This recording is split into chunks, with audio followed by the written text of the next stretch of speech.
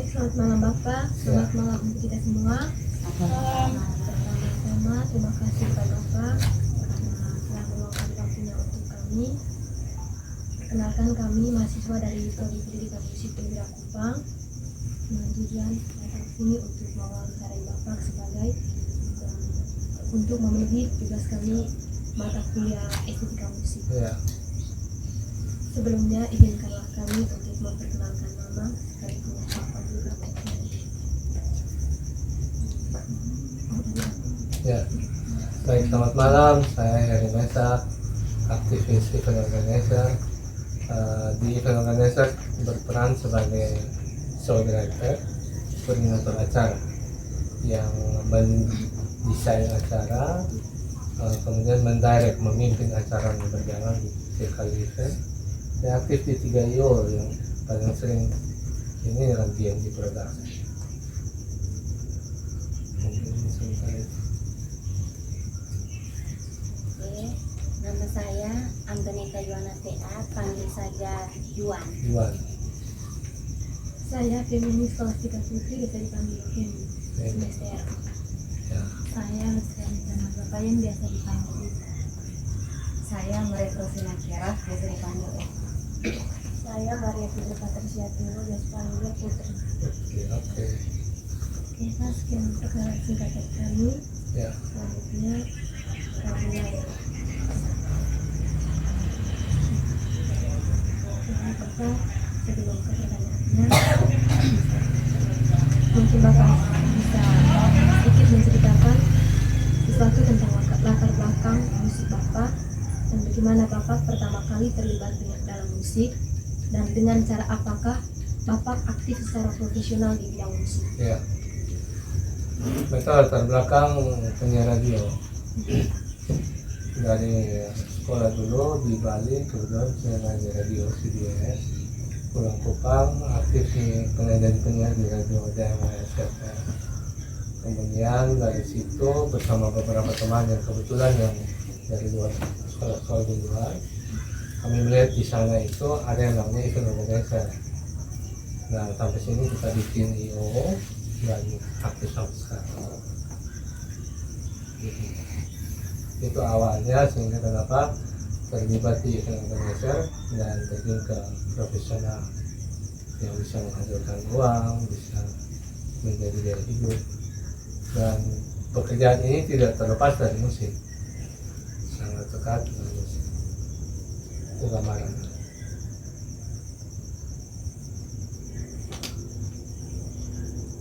Baik Bapak, untuk pertanyaan pertama, sebagai permulaan akan sangat bagus.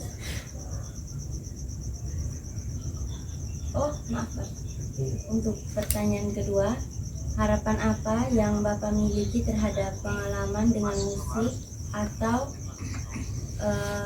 event organization? Ya, kalau ditanya harapan, ya kita berharap perkembangan dunia hiburan di NTT, khususnya Kota Kupang sekarang sudah berkembang ya. Semoga berkembang lebih baik terus ke atas dan bisa ikut berkembang juga di seluruh NTT. Perkembangan event organizer, perkembangan event juga musik. Ya, saya rasa juga bangga bahwa banyak pemusik NTT yang bisa go public, bisa berkarya di nasional. Itu harapannya.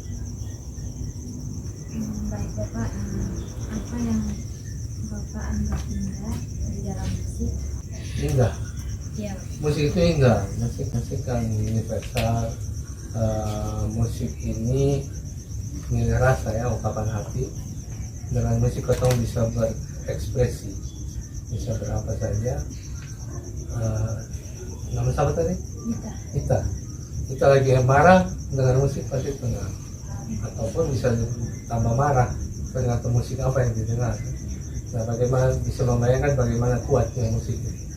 Dia bisa membawa kita terbawa, terhanyut, bisa membawa kita terbawa emosi, terbawa terhanyut.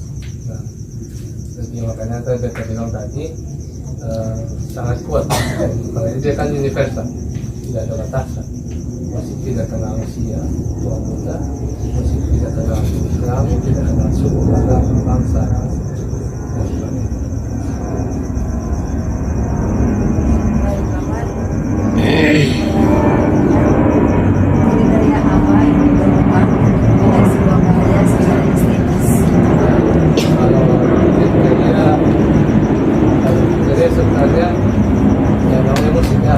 Kalau kriteria kalau dia bisa membuat kita terhibur sebenarnya kriterianya semua ada beberapa hal menyangkut etika, menyangkut skill, keahlian yang ikut mempengaruhi.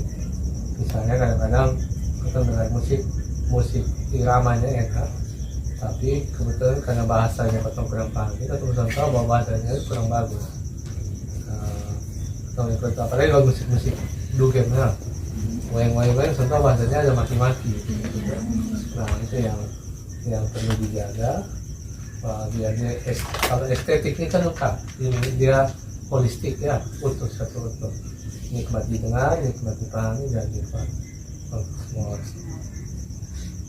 Oke. Kalau dari saya, apakah ada sesuatu yang tidak Bapak sukai begitu atau tidak terlalu Bapak sukai dalam musik? Dalam musik atau dalam aktivitas dalam musik ya? Ya, dalam musik. Ya, kalau aktivitas IO, satu hal yang masih menjadi kekurangan kita adalah disiplin waktu tuh. Acara mulai jam 6 sore harus habis jam 10 misalnya. Tapi karena tidak disiplin waktu, kita mulainya jam 7, akhirnya habisnya jam 11. Molor ini yang molor ini bisa mengganggu mood orang bisa terganggu dengan ketenangan itu, sehingga kenikmatan event dengan kenikmatan musik itu bisa berkurang dari hal-hal seperti ini. Begitu. Dapatkah Bapak menjelaskan apa yang musik lakukan terhadap Bapak pada tingkat emosional? Kalau emosional ya masing-masing orang dengan tingkat masing-masing ya. Cuman kalau satu hal, kalau dengan musik itu tadi, musik bisa mengantar kita ke membawa kita lalu kita menghayal ya ikut musik, kalau di kamar ikut musik. Apalagi beta pekerjaannya sangat berhubungan erat dengan menghayal. Bagaimana membayangkan sebuah acara didesain dan bagaimana cara mendirect, memimpinnya, menjalankan acara itu yang bikin dia sangat terikat dengan musik. Kalau misalnya Anda bisa lihat bagaimana backstage di belakang layar kerjanya Indonesia, bisa tahu bahwa masing-masing ketua kerja itu dengan musik masing-masing. Sengaja saudara kerja tanpa musik. Laptop pasti ini yang benar. Jadi kalau misalnya tanpa headset, kita bisa dengar 5 genre musik, atau 5 orang kerja masing-masing dengan lagu masing-masing. Nah itu bagaimana kuatnya musik mengantar orang menghayal, orang bekerja, beraktivitas. Tanpa musik harus akui bahwa musik sangat membantu untuk berkreasi. Eca. Yang berikut, apakah Bapak memiliki strategi khusus untuk terlibat dengan sebuah karya? Strateginya cuman bagaimana menyusun sesuatu di saat yang tepat dan di tempatnya. Contoh misalnya kita punya 10 pengisi acara. Ini acara dari 1 sampai 10 ini dia urutan 1, 2, 3, 4 atau dia lebih cocok 2, 5, 7 tadi di kemarin bilang kita kasih contoh misalnya kalau piala nikah, misalnya weddingnya acara resepsi nikah, habis makan malam biasa kan dikasih puding atau es buah, tapi kalau habis makan malam dikasih pisang gorengnya ini dikasih keju, dikasih meses, diparut toppingnya macam-macam, cocok kan? Cocok kan? Itu sama hal kayak tadi. Kayak tadi makan gorengan minum Sprite. Nah, bagaimana meramu acara itu kayak begitu? Menempatkan sesuatu yang di tempatnya pada saatnya. Ya. Kenapa kita harus menghayal? oh menghayal kalau dia di kota, kalau dia naik ini berarti harus hebohnya apa, panggung dikasih gelap, putar dia video waktu dia juara di Indonesia Idol. Setelah itu dia pemuncul, MC harus ngomong apa, baru mereka tembak kembang api, baru bisa naik. Itu atur kayak begitu. Sebenarnya orang lihat itu satu utuh, tapi sementara itu diatur step-step. Jadi harus betul-betul memiliki dengan strategi Iya.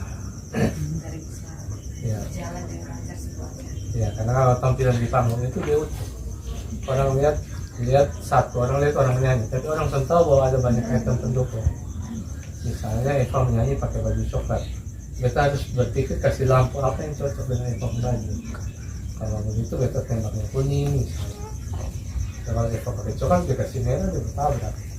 Nah terus Eva menyanyi lagu galau, video di belakangnya apa? Harus konek kan? Kalau misalnya menyanyi lagu galau terus di belakang kasih video perang, itu harus dia orang yang lagi putus cinta gitu. Jadi kemarin kita pakai tarian dari Jimnya tadi ini JBA. Dan katanya Jim tariannya apa?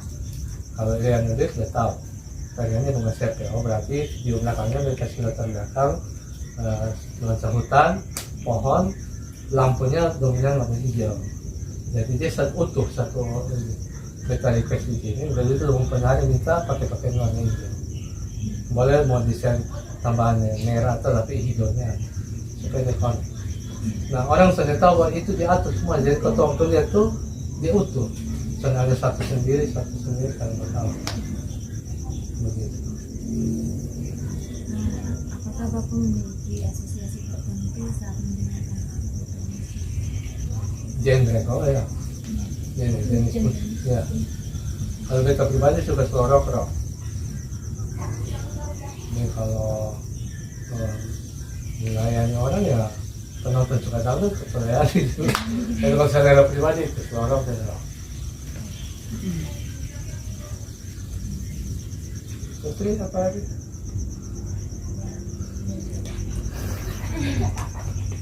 Baik Bapak, untuk pertanyaan berikutnya, apa sebenarnya yang dimaksud dengan memahami dalam konteks mengalami musik? Ya, alami musik atau paham musik ya.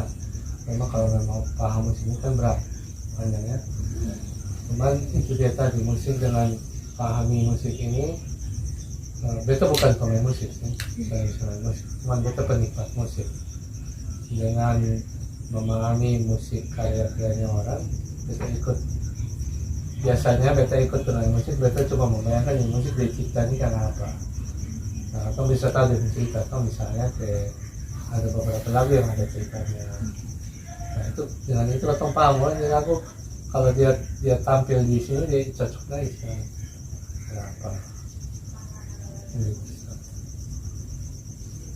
Jadi pahami dia pun lagu, pahami dia pun latar belakang penciptaannya.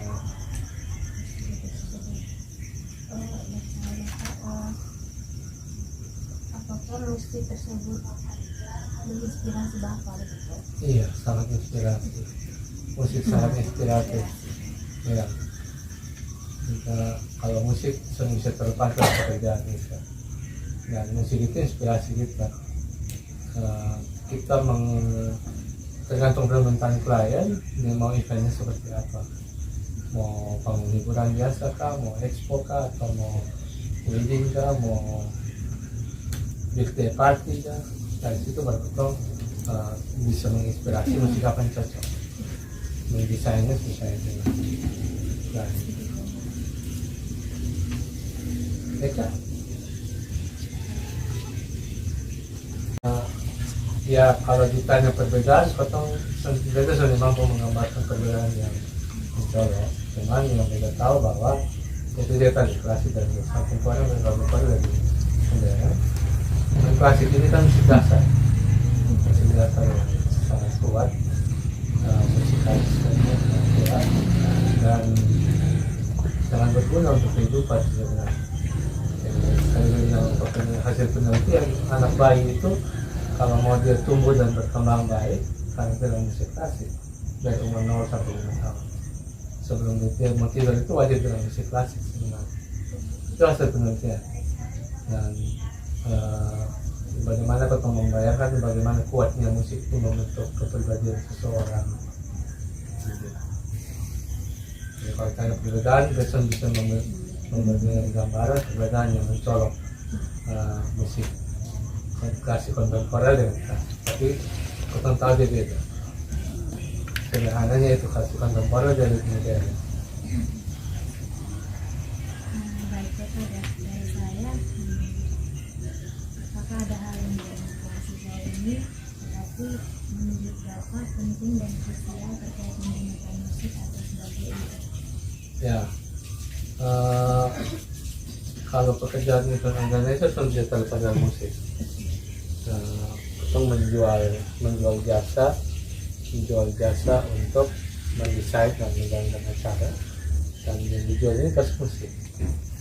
Tinggal kenal pangsa pasarnya, kenali permintaan klien, dikasih apa yang dikasih.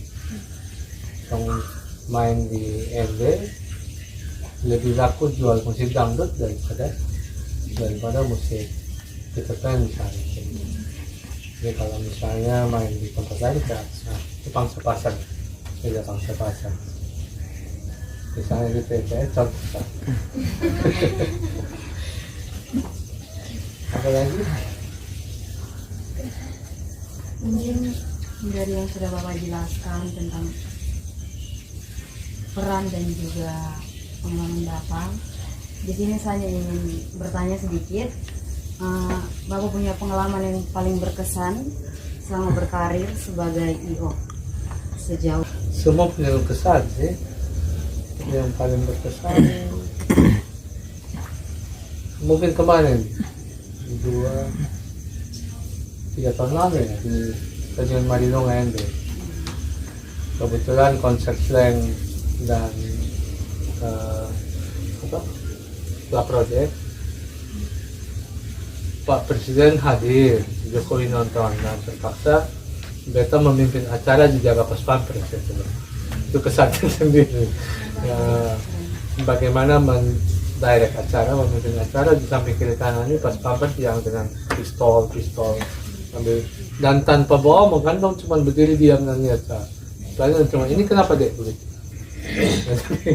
Membayangkan. Nah, satu hal menarik, membayangkan karena situasi, karena kehadiran presiden itu pengamanannya ring 1 sangat ketat. La Project ini harusnya dia tampil duluan, tapi karena dia terlambat masuk, sudah bisa masuk. Orang Marinong di sini suruh macet dari Pekura macet, tutup semua. Dan karena sudah bisa masuk, dong balik hotel. Nah, bayangkan di atas panggung itu sudah di set alatnya kelar. Yang masuk dulu ke selain, belum sampai. Jokowi sudah duduk. Pas Pampresnya bilang, tadi waktu itu 5 menit. Bapak lagi salam-salam dengan masyarakat.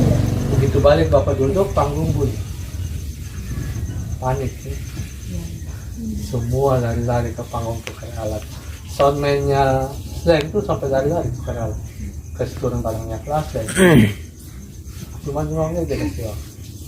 Nah, itu pengalamannya di Stadion Marinong ND itu. Pimpin konser di Jaga Pas Pampres. Tahu itu kondisinya bagaimana? Ya, berjalan. Jalan di sana. Hadapi sudah mau gimana ini. Sambil berdoa dalam hati, so. Tapi untung yang ditakutin begitu slang habis nyanyi masyarakat pulang. Takutnya itu. La Project waktu masuk dibujuk kembali ke lapangan itu di belakang itu mereka kan down. Bagaimana Sunday down, Nona? Satu stadion nyanyi. Mari kita pulang sama La Project di belakang itu begini. Dia naik ke orang sana ada. Untungnya Ibu Irina Jokowi itu klanis. Dia penggemar La Project. Ya dong Jokowi sudah pulang. Karena hadirnya Jokowi yang lain sudah pulang. Begitu saya turun, kalau naik, masih banyak. Padahal kalau setakut itu, selain turun, masyarakat pulang. berarti kan ditanya hancur, itu untuk kamar. Kalau ditanya pengalaman berharga, semua punya pengalaman sih. Jalan-jalan bareng artis kan enak ya. Cuman kalau ditanya paling diingat ya itu tuh, bikin konser dijaga pas pampres.